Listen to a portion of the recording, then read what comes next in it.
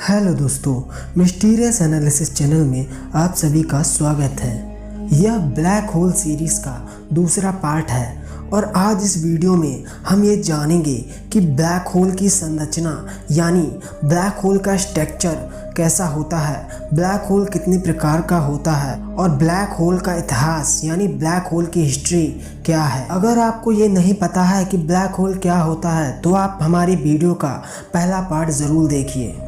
तो चलिए शुरू करते हैं। The structure of black hole, black hole की संरचना। ब्लैक होल के फिजिकल स्ट्रक्चर में 4 चीज़ें होती हैं। पहला इसका एगोस्फीयर कहलाता है, दूसरा फोटोन स्फीयर कहलाता है, तीसरा इवेंट होराइजन कहलाता है और चौथा सिंगुलैरिटी कहलाता है। तो चलिए सबसे पहले हम एगोस्फीयर की बात करते हैं। एगोस्फीयर ब्लैक होल का सबसे बाहरी भाग होता है और ये ब्लैक होल के चारों ओर एक सर्कल के रूप में फैला हुआ समय क्षेत्र होता है। इसके संपर्क में आने वाली कोई भी वस्तु ब्लैक होल के आसपास घूमना शुरू कर देती है। अगर कोई वस्तु इसमें गिर जाती है तो उसको बाहर निकलने के लिए लाइट से भी ज़्यादा तेज स्पीड से इसकी विपरीत दिशा में घूमना शुरू करना होगा। ब्लैक होल की दूसरी सतह का नाम फोटोन स्फीयर होता है। यह शून्य मोटाई वाला एक सीमा क्षेत्र होता है और ये अपने आसपास आने वाली किसी भी वस्तु को अपना क्षितिज यानी इवेंट होराइजन में धकेल देता है। हालांकि लाइट अगर इसके अंदर जाती है तो इसकी काफ़ी संभावना हो जाती है कि वह इससे बाहर आ जाए। घटना क्षितिज यानी इवेंट होराइजन ब्लैक होल का वह भाग होता है जहां तक हम ब्लैक होल के अंदर जाने वाली किसी भी वस्तु या प्रकाश को देख सकते हैं। इसके आगे जाने पर हम उस वस्तु को या प्रकाश को देख नहीं सकते। यह अपने संपर्क में आने वाली किसी भी वस्तु को ब्लैक होल के केंद्र यानी सिंगुलैरिटी की तरफ धकेलना शुरू कर देता है, जहाँ से कोई भी वस्तु यहाँ तक कि लाइट भी आज तक बाहर नहीं आ पाई है।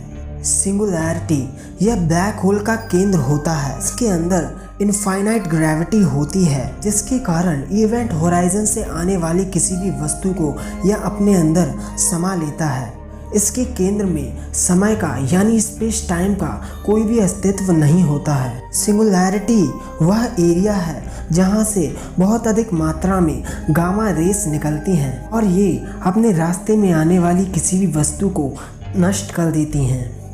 चलिए अब हम जानते हैं कि ब्लैक होल कितने प्रकार के होते हैं। इनके द्रव्यमान यानी इनके मास के मेजरमेंट के आधार पर ब्लैक होल्स को 4 वर्गों में बांटा गया है। पहला मिनिएचर ब्लैक होल, दूसरा स्टेलर ब्लैक होल, तीसरा मीडिएटर ब्लैक होल और चौथा और सबसे बड़ा सुपर मैसिव ब्लैक होल। तो चलिए अब हम मिनिएचर ब्लैक होल के बारे में जानते हैं।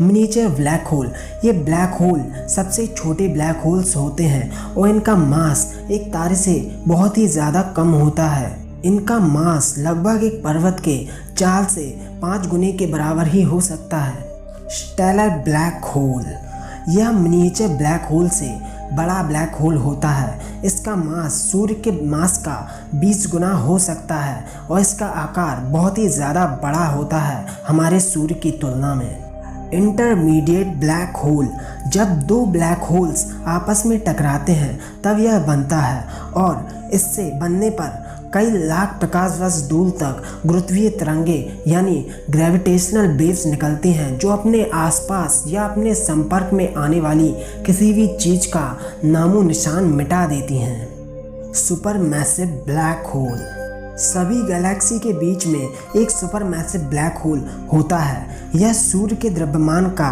करोड़ों और अरबों गुना भी हो सकता है।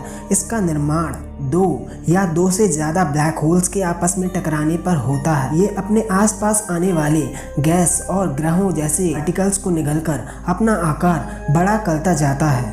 अभी तक का ज्ञात सबसे बड़ा ब्लैक होल OJ 287 में स्थित है और यह हमारे सूर्य के द्रव्यमान का 18 अरब गुना है। तो चलिए अब हम ब्लैक होल्स की हिस्ट्री यानी इतिहास पर नज़र डालते हैं। आज हम ब्लैक होल्स के बारे में काफ़ी कुछ जानते हैं, लेकिन आज से कुछ सालों पहले यानी साल 1783 के पहले हम इस अंतरिक्ष के दानव से पूरी तरह से अनजान थे। साल 1783 में जॉन मिचेल ने सबसे पहले ब्लैक होल के बारे में अपने विचार दिए। इनके इस विचार से प्रभावित होकर साल 1796 में लाप्लास ने ब्लैक होल के अस्तित्व में होने की बात को अपनी बुक में प्रकाशित किया, लेकिन इस समय लोगों ने इनकी बातों पर बिल्कुल भी ध्यान नहीं दिया। दरअसल उस समय लोगों का मानना था कि लाइट पर ग्रेविटी का कोई भी प्रभाव नहीं पड़ता है और ब्लैक होल की थ्योरी यह कहती है कि ब्लैक होल अपने इवेंट होराइजन के पास आने वाली किसी भी वस्तु, फिर चाहे वह लाइट ही क्यों ना हो, सभी को अपने अंदर निगल लेता है। इसीलिए उस समय के लोग ब्लैक होल्स के अस्तित्व को नहीं मानते थे, लेकिन लोगों की यह अवधारणा तब टूट गई जब साल 1915 में अल्बर्ट आइंस्टाइन ने अपने सापेक्षता के सिद्धांत के जरिए यह प्रूफ कर दिया कि लाइट पर ग्रेविटी का असर पड़ता है। इसके कुछ महीनों बाद ही कार्ल श्वार्ज़चाइल्ड ने एक बिंदु द्रव्यमान और एक गोल द्रव्यमान के सिद्धांत के आधार पर यह सिद्ध किया कि ब्लैक होल होता है, लेकिन अब भी यह सिर्फ एक अवधारणा ही थी। अब वैज्ञानिकों के सामने अगला प्रश्न यह था कि ब्लैक होल का अगर अस्तित्व इस ब्रह्मांड में है, फिर आखिर ये इस ब्रह्मांड में आया कैसे? तब हमारे प्यारे देश भारत के एक साइंटिस्ट सुब्रमण्यम चंद्रशेखर ने साल 1930 में तारों के द्रव्यमान की एक लिमिट दी, जिसे चंद्रशेखर लिमिट कहा जाता है। इसके बारे में मैंने आपको पिछली वीडियो में बताया है। इसी लिमिट के आधार पर बाद में यह तय हुआ कि मरने वाला तारा एक ब्लैक ड्वार्फ बनेगा या फिर एक ब्लैक होल बनेगा। लेकिन उस समय तक भी कई लोग ब्लैक होल को सिर्फ काल्पनिक ही मानते थे, इसे सिर्फ थ्योरी पर आधारित ही मानते थे। उनका मानना था कि ब्रह्मांड में ऐसा कोई भी स्थान नहीं है जहां पर ब्लैक होल हो। लेकिन लोगों का यह विचार तब बदल गया जब साल 1967 में खगोलविदों ने पहली बार एक पल्सर यानी एक न्यूट्रॉन तारे को खोज निकाला, जिसे लोग काल्पनिक मानते थे। इस डिस्कवरी के बाद लोग ब्लैक होल्स के अस्तित्व को मानने लगे, लेकिन हमारे पास अब भी यह पुख्ता सबूत नहीं था कि हाँ, ब्लैक होल सच में एग्जिस्ट करता है। हम सिर्फ मैथमेटिक्स के इक्वेशन के आधार पर ही यह बता सकते थे कि हाँ, ब्लैक होल होता है, लेकिन अभी तक इसे किसी ने नहीं देख पाया था। लेकिन वह दिन आ गया जब हमने पहली बार एक ब्लैक होल को देखा। 10 अप्रैल 2019 को इवेंट होराइजन टेलीस्कोप के द्वारा मिसायर 87 नामक सुपर मैसिव ब्लैक होल की पहली तस्वीर ली गई और हम इंसानों ने पहली बार एक सुपर मैसिव ब्लैक होल देखा था। और अब दुनिया में रहने वाला हर एक व्यक्ति यह बिलीव करता है कि ब्लैक होल सच में एग्जिस्ट करते हैं। अगर आप लोगों ने इस वीडियो का पहला पार्ट नहीं देखा है तो प्लीज़ उसे भी जाकर देखिए। उसमें मैंने आप लोगों को बताया है कि एक ब्लैक होल क्या होता है और यह कैसे बनता है।